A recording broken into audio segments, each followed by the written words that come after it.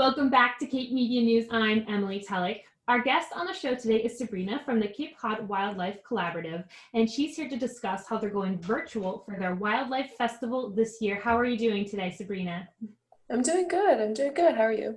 Wonderful, and thank you so much for joining us today. For those not familiar, can you give us a little bit of information as to what the Cape Cod Wildlife Collaborative is, what the mission statement is, and what services do you offer? The Cape Cod Wildlife Collaborative is a group of nonprofits largely based on Cape Cod, but also some on the South Shore as well. And together we believe that wildlife has an intrinsic value in our region. So together, all of the different nonprofits have different roles, but we do science, rehab, rescue, education, and wildlife conservation together to help protect wildlife. So what the collaborative does is that we host this usually host this annual festival every September.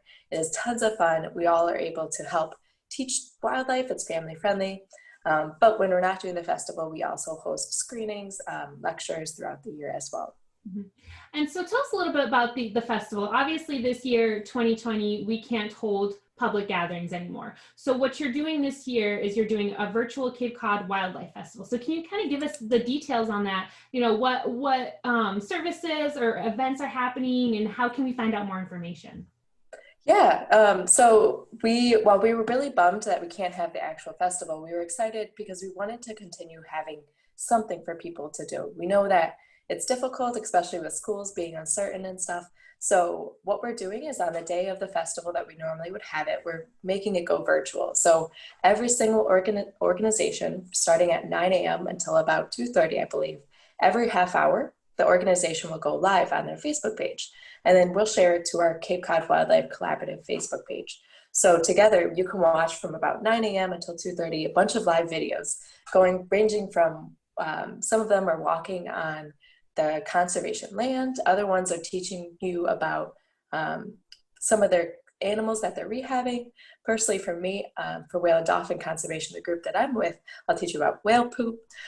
So it'll be really family friendly, tons of really fun stuff to do.